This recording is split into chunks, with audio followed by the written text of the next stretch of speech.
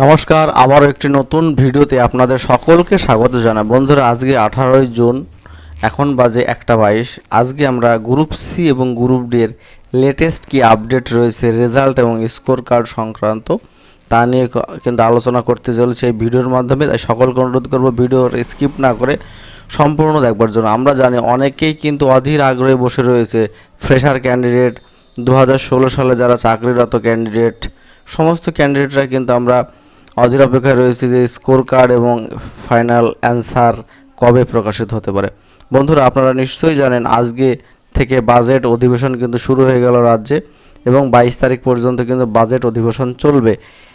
Latest যে update রয়েছে, এই বাজেট চলাকালীন কোনো রকম আপডেট কিন্তু পাওয়া যাবে না, কিন্তু বাজেটের শেষে কিন্তু টুইস্ট আছে গ্রুপ সি, গ্রুপ ডি এবং SLST 11, 12 এবং 9, 10-এর।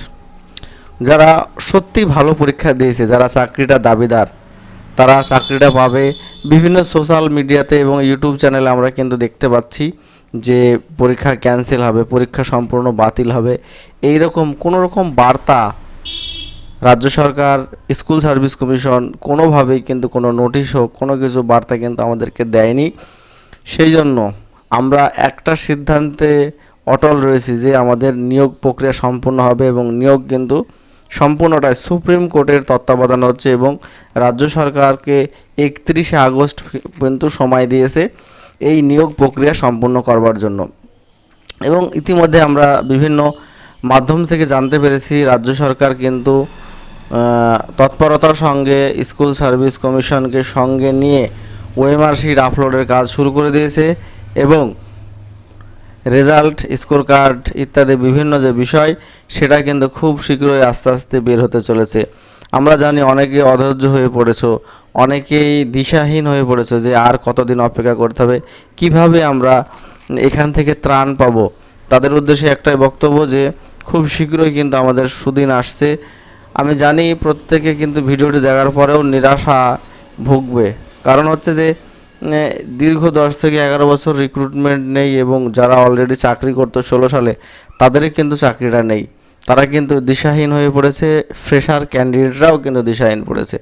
এবং আর একটা বিষয় যেটা বলবো, যে যাদের মোটামুটি ভালো স্কোর রয়েছে তারা কিন্তু ইন্টারভিউ শুরু করে দিয়েছে অলরেডি, কিন্তু অনেকে টাইপিংই শুরু করে দিয়েছিল, কিন্তু এই যে তাল বাহানার কারণে কিন্তু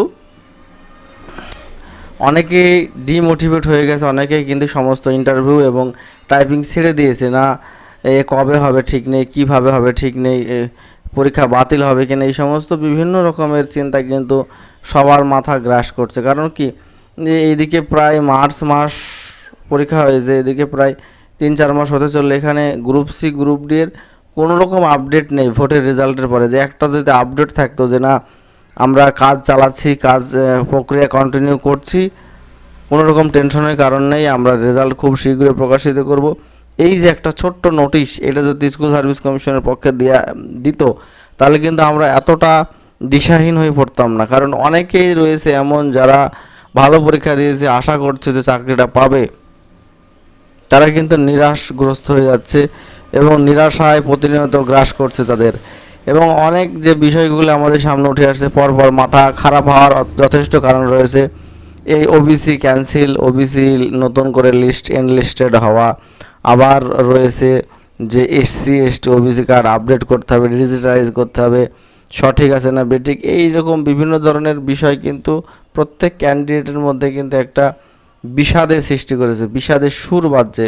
যথেষ্ট কারণ রয়েছে এর, কারণ বিভিন্ন ধরনের কথা, বিভিন্ন ধরনের সোশ্যাল মিডিয়া থেকে বার্তা, মেসেজ, এই সমস্ত থেকে তারা কিন্তু ক্লান্ত হয়ে উঠেছে। এই ক্লান্তিকর পরিস্থিতি থেকে যদি ত্রাণ দিতে চাই সরকার, শুধুমাত্র একটা যদি নোটিশ স্কুল সার্ভিস কমিশনের ওয়েবসাইটে প্রকাশ করে যে না আমরা কন্টিনিউভাবে কাজ চালাচ্ছি, আমরা খুব শীঘ্রই স্কোর কার্ড এবং রেজাল্ট প্রকাশিত করতে চলেছি। বন্ধুরা, সত্যি খারাপ লাগছে, ভীষণই খারাপ লাগে যে এতদিন অপেক্ষা করার পরেও কোনো রকম আপডেট আমরা হাতে পেলাম না। তো কবে পাবো আপডেট, কিভাবে পাবো আপডেট, এটাও কিন্তু বিশাল টেনশনের কারণ রয়েছে। সবশেষে একটা কথাই বলবো, যেহেতু নতুন সরকার এসছে এবং নতুন সরকার আসলে বিভিন্ন বিষয় বিভিন্ন তথ্য হাতে পেতে কিন্তু একটু সময় লাগে। এই সময়ের কারণে কিন্তু একটু ডিলে হচ্ছে রেজাল্ট প্রকাশিত হতে, এবং রেজাল্ট খুব শীঘ্রই প্রকাশিত হবে। নিয়োগ খুব সাবধানতার সঙ্গে এবং সঠিক হবে, এইটুকু কিন্তু বিশ্বাস নতুন সরকারের প্রতি আমাদের রয়েছে। সেই আশা সেই বিশ্বাস রেখেই কিন্তু আমরা কন্টিনিউয়াসলি অপেক্ষা করে চলেছি।